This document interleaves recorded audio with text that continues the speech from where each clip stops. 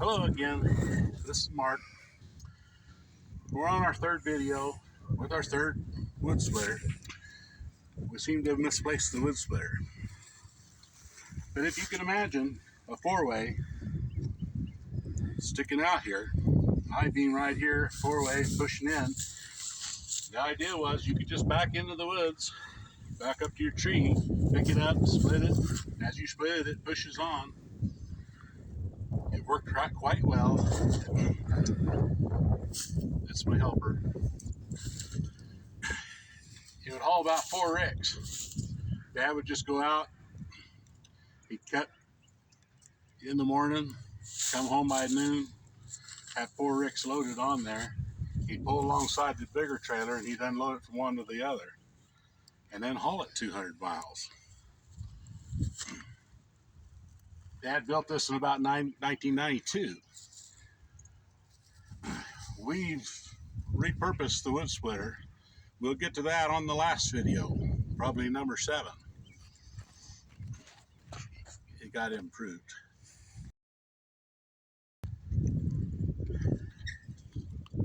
Dad would use the winch instead of wheel lift or pickup. That works pretty good. You go out and clamp that, you just hit the release, go out and clamp it to a big log, hit the button, you'll pull it up here, you can swing it onto the wood splitter, run that through. This is a trailer house axle with a bearing. It spins really easy. It's got the car battery up there with it. It's got a solar panel. The whole time he ran it, it never needed charged. He didn't use it that much. When he did use it, it would recharge. Runs forever. It's still got the battery in it. This thing hasn't been run in about 20 years. What I didn't like about it was all the dirt, the chaff, and the bark all ends up in the trailer. You have to use the snow shovel to unload the trash.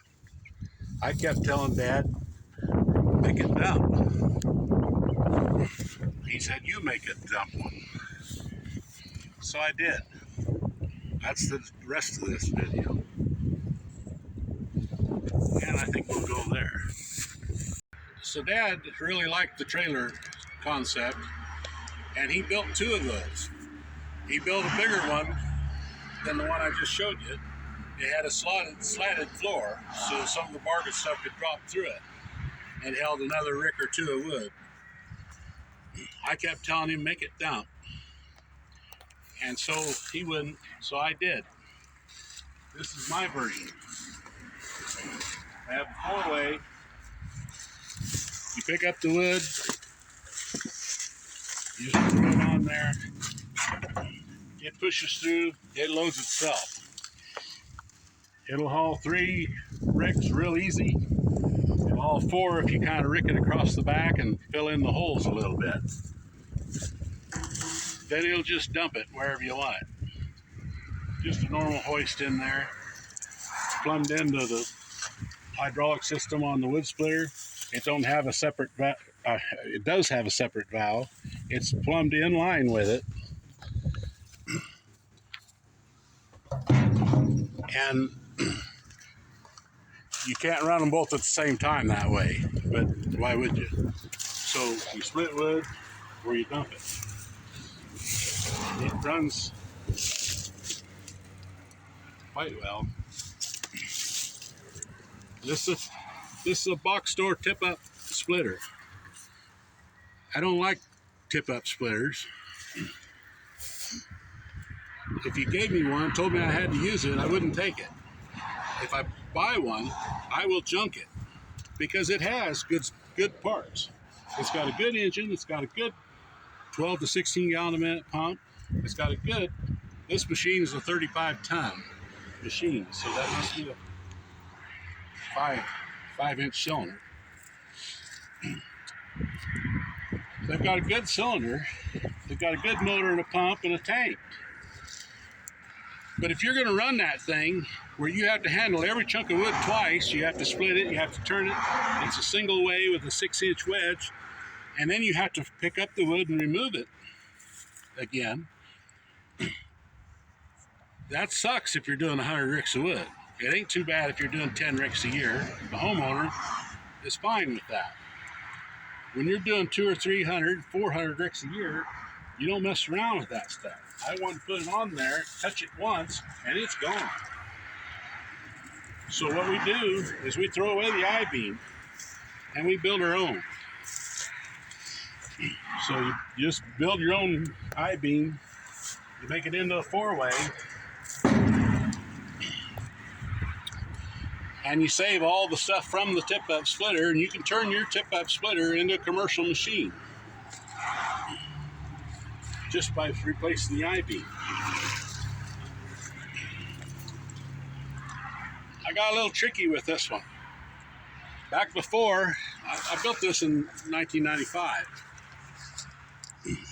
I'd never seen, I don't know if they even had a box splitter back then. This is my version of a box splitter. I turn that I-beam on its side, and it's really nice for throwing your wood in there and having it stay. And you can stack wood in there and catch the other knives. It'll do 3 chunks at the same time.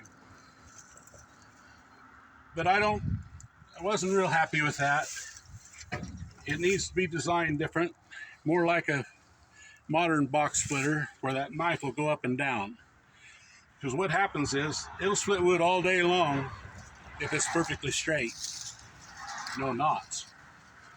A box splitter sucks if you've got any kind of knots. They get jammed underneath there and they get tight, and then they start breaking things. I love the box splitters, watching them on the video, but if you have perfect wood like that, I'll run it through the processor. It'll go through the French fryer if it's perfectly straight. So I don't have a use for a box splitter. Those guys that are around a box splitter, they live where the telephone poles grow, and they don't have, apparently, like Kansas, all our trees are short. They're fat, and they're covered in branches that look like that. Everything's a knot. Our trees are 3 times harder to split than yours are if you live where the telephone poles are growing. So your splitters have to be tough. And the box splitter was not a success. It is still working, and we use it. This is probably the least ran splitter I own. Out of 7 machines, this has done the least amount of splitting. It's designed to go to somebody's house where the tree fell down. You can block the tree up, drive right alongside it, just throw the blocks on, it loads itself, you go to the wood lot, and you dump it wherever you want it. That's great, except that I don't do that kind of business. I'm not in your yard very much, so I don't use this very much. It's almost useless at my yard because I don't want to hang around all day, and that's too small a motor with too small a pump, too small a power. And once I got it on there, then I'd have to go dump it. I use bigger, better machines at the yard, so I don't have to wait around.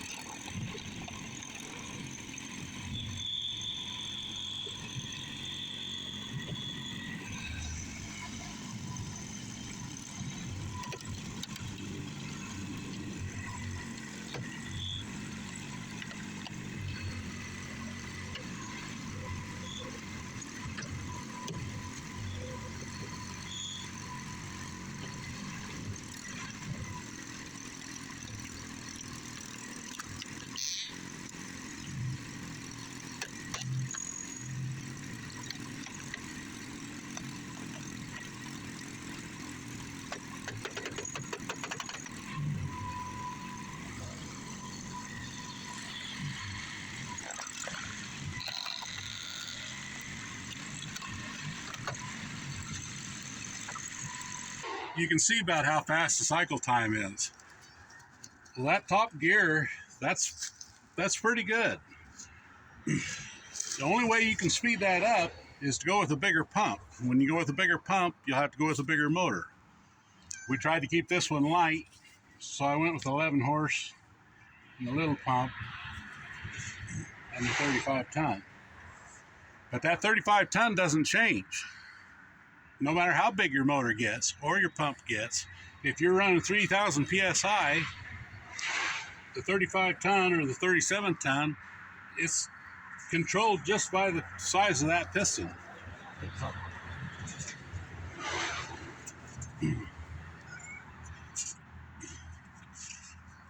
So to make your cycle not slow down, you need to do away with that two-stage pump. To do that, you need about 4 times the horsepower.